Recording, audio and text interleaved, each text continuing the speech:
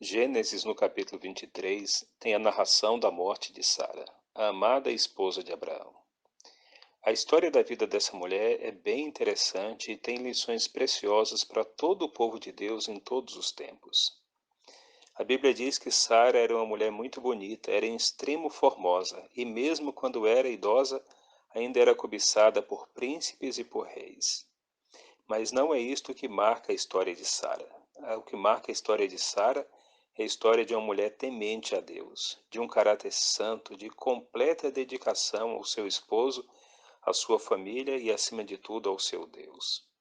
Quando Abraão foi chamado a sair da cidade de Ur dos caldeus e depois também da cidade de Harã, ele já era um homem casado. Esta linda mulher vivia com estabilidade em um local certamente muito melhor do que uma vida de errantes e peregrinos, uma vida de nômades.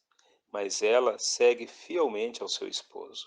Ela segue para uma nova e desconhecida vida, tendo a certeza de que aquele que chamou Abraão era digno de todo o esforço, de todo o sacrifício pessoal. Embora fosse estigmatizada pelo fato de não ser mãe, pois na cultura antiga a mulher não poder gerar filho é como se fosse símbolo de uma maldição.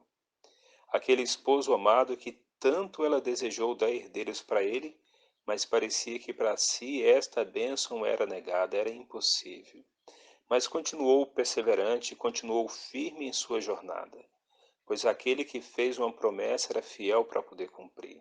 É verdade que muitas vezes ficou triste, certamente desanimada, mas nunca deixou de confiar que aquele que fez a promessa era o Todo-Poderoso e que ele poderia realizar o milagre que quisesse e quando quisesse.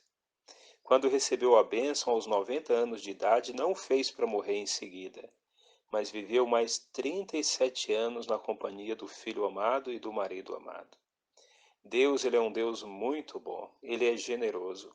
Ele não deu para Sara uma experiência de ser mãe para privá-la da alegria de conviver com o filho logo em seguida. Mas ela viu Isaac se tornar um adolescente, um jovem, um homem firme, maduro e viver até os 37 anos de idade na companhia dela. Só então o Senhor permite que ela vá para o descanso. Certamente fez grande falta para Abraão, uma companheira de tantos anos, de uma jornada tão longa, mas uma mulher de um espírito manso, de um espírito humilde. A sua beleza não subia à sua cabeça, pois ela cultivava um outro tipo de beleza, a beleza do coração. No livro de Provérbios, no capítulo 31, no verso 30, diz bem assim: Enganosa é a graça e vã a formosura, mas a mulher que teme ao Senhor, essa será louvada. Sara é louvada nas Escrituras Sagradas não por conta de sua beleza, pois a beleza para todas as pessoas vai passar. A beleza se desvanece com o passar do tempo, mas o caráter do povo de Deus, esse fica como registro perpetuamente de como é diferente aquele que serve ao Senhor.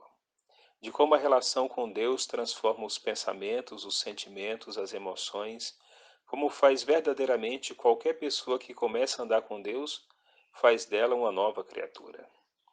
Pedro, escrevendo para as mulheres cristãs em todos os tempos, na primeira carta de Pedro, no capítulo 3, ele diz bem assim, falando sobre a modéstia cristã, e ele vai dar Sara como exemplo. Não seja o adorno da esposa o que é exterior, como frisado de cabelo, adereços de ouro, aparato de vestuário.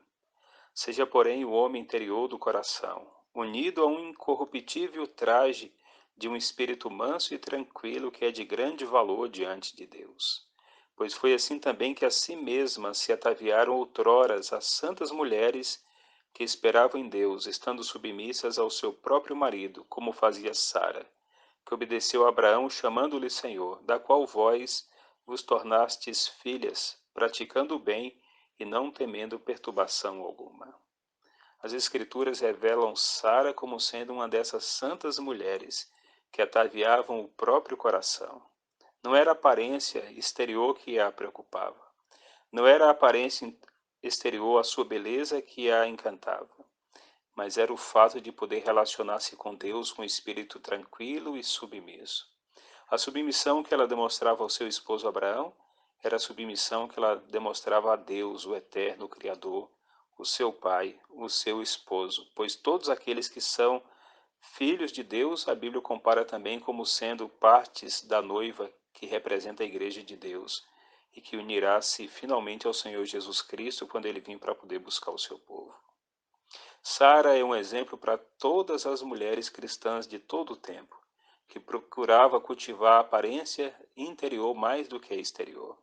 Na verdade, a Bíblia diz que a gente não deve, segundo o texto aqui do apóstolo Pedro, se preocupar no sentido de se tornar vaidoso, orgulhoso, colocando essas coisas como prioridade em nossa vida. O caráter do cristão é a coisa mais importante. E o texto diz que Sara, comparando ela com santas mulheres, desenvolveram esse traço de caráter. Sara finalmente descansou, mas o seu legado continuou por toda a vida. Ela foi aquela mãe zelosa que educou Isaac nos caminhos do Senhor.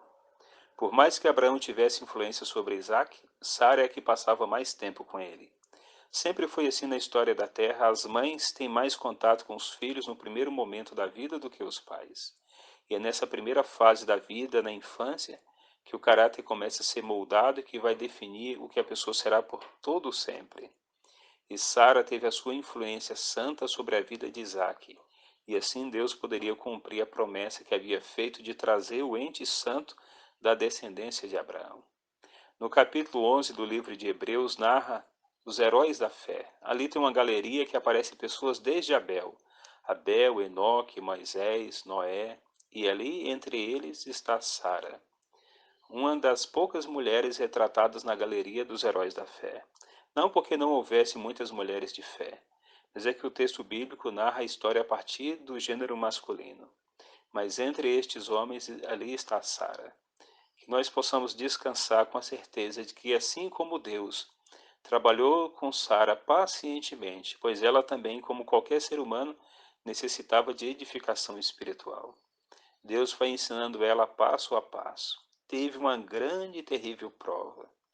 Não sei com que idade ela casou, mas se tivesse sido ali por volta dos 20 e poucos anos, foi mãe apenas aos 90, uma longa espera, mas sem decepção, sem jogar culpa em Deus, apenas ali dia a dia aguardando que o Senhor haveria de mudar a situação e o Senhor mudou no tempo certo. Que Deus nos ajude a sermos fiéis a Ele, a sermos pacientes e aguardar na promessa dEle. E, acima de tudo, cultivarmos um caráter que seja identificado com o caráter do Senhor Jesus. Que possamos aprender a depender de Deus em todos os momentos e descansar na certeza que, quando a bênção vem, o Senhor também nos dá condições de usufruí-la e assim podermos glorificar o nome santo e maravilhoso desse Deus, todo-poderoso, generoso, justo e misericordioso.